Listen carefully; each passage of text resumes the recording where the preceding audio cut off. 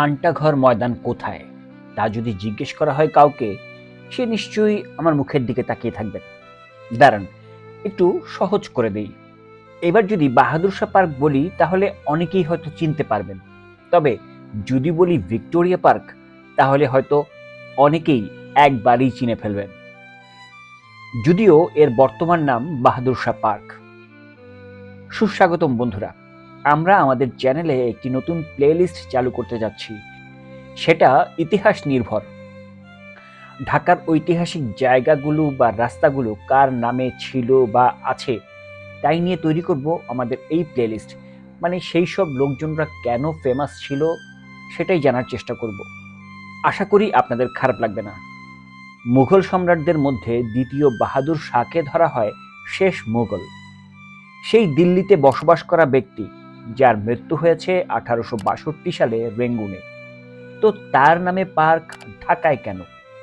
এই বাহাদুর শাহ পার্ক জায়গাটা ব্যস্ত রাস্তার মাঝখানে। মূলত সদরঘাট থেকে যে বাসগুলো ঢাকার বিভিন্ন প্রান্তে ছুটে যায় সেগুলো এখান থেকেই ছেড়ে যায়।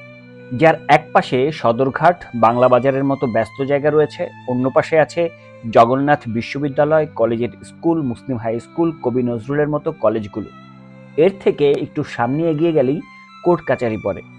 18 শতকের শেষের দিকে এখানে ঢাকার আর্মেনীয়দের বিলিয়ার্ড ক্লাব ছিল, যাকে স্থানীয়রা নাম দিয়েছিল আন্টাঘর।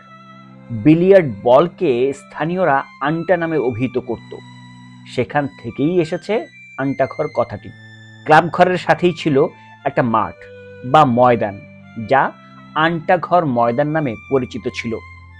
আন্টাঘর ছিল ইউরোপীয়দের বিনোদন ও সামাজিক মিলনস্থল, যেখানে প্রতি রোববার প্রায় 150 জনের মতো জমায়েত হতো। এই ক্লাব ঘরটির পৃষ্ঠপোষক ছিলেন ঢাকার নবাব আব্দুল গনি ও নবাব আহসানুল্লাহ। ক্লাবটিতে ইংরেজরা বিলিয়ার্ড ছাড়াও টেনিস, ব্যাডমিন্টন খেলতো এবং আড্ডা দিত। এখানে পার্টি ফাংশনও আয়োজন করা হতো, তবে স্থানীয়দের প্রবেশ নিষেধ ছিল। 1858 সালে রানী ভিক্টোরিয়া ভারতবর্ষের শাসনভার গ্রহণ করার পর এই ময়দানেই ভারত শাসনের ও সিপাহী বিদ্রোহের ক্ষমা ঘোষণার কথা আনুষ্ঠানিকভাবে ঘোষণা পাঠ করে শোনান ঢাকা বিভাগের কমিশনার। তখন থেকেই এই আন্টাঘর ময়দানের নাম বদলে রাখা হয় ভিক্টোরিয়া পার্ক। 19 শতকের শুরুতে ইংরেজরা ধ্বংসপ্রাপ্ত আন্টাঘর অধিগ্রহণ করে ভেঙে ফেলে। জেমস টেইলর তার 1840 সালের a sketch of the topography and statistics of Dhaka বইতে উল্লেখ করেছিলেন যে সেখানে দুটি সড়কের সংযোগস্থলে একটি ছোট খোলা জায়গা ও বৃত্তাকার বাগান ছিল। তারা এটিকে একটি পার্কের রূপ দেয়। তখনও এর চারপাশে অনেক আর্মেনীয় বসবাস করত। আন্টাঘর বন্ধ হওয়ার পর ইংরেজ নেতৃত্বে সেখানেই একটি নতুন ইউরোপীয় ক্লাব প্রতিষ্ঠা করা হয়। এই ক্লাবেও স্থানীয়দের প্রবেশ নিষিদ্ধ ছিল। ফলে ঢাকার অভিজাতরা প্রতিবাদ করে ক্লাব আক্রমণ করে। এরপর ইউরোপীয়রা শর্ত সাপেক্ষে কিছুটা ছাড় দেয়, যেমন পোশাক বিধি মানতে হবে। ঢাকা ক্লাবের ইতিহাস ও পুরনো নথিপত্র অনুযায়ী আন্টাঘর ময়দানের কাছে ঢাকা ক্লাবের 1 একর জমি ছিল। পুরনো কর্মচারীদের মতে ঢাকা ক্লাব 1952 সাল পর্যন্ত এ এলাকায় 3 একর জমির জন্য খাজনা প্রদান করত। স্থপতি মাহবুবুর রহমানের মতে বাহাদুর শাহ পার্কের বৈশিষ্ট্য ছিল একটি ইউরোপীয় নগর কেন্দ্রের মতো। এখানে একটি ডিম্বাকৃতি দ্বীপকে ঘিরে ঔপনিবেশিক যুগের প্রধান প্রতিষ্ঠানগুলো গড়ে উঠেছিল। স্থানটি ছিল প্রাচীন পূর্ব পশ্চিমমুখী সড়ক এবং ঔপনিবেশিক আমলে সদরঘাট থেকে উত্তরমুখী প্রসারিত প্রধান সড়কের সংযোগস্থল। 19 শতকের শেষ নাগাদ এলাকায় মসজিদ, গির্জা, স্কুল, কলেজ, মাদ্রাসা, ব্যাংক, সংবাদ অফিস, গ্রন্থাগার, হোস্টেল সহ নানা প্রতিষ্ঠান ছিল। 20-এর দশকে ঢাকার নবাবদের ক্ষমতা এবং প্রভাব প্রতিপত্তির ভাটা পড়লে ক্লাবটির প্রতি তাদের অনুদান কমে যায়। ঢাকায় রেসকোর্স ময়দানে ঘোড়দৌড় আয়োজন এবং আরও অন্যান্য প্রয়োজনে ইংরেজরা ইউরোপীয় ক্লাবটি 1888 সালের পরে তা আরও বড় জায়গায় স্থানান্তরিত হয়ে ঢাকা ক্লাব নামে পরিচিত হয়। এই ময়দান কুখ্যাত হয়ে ওঠে 1857 সালে।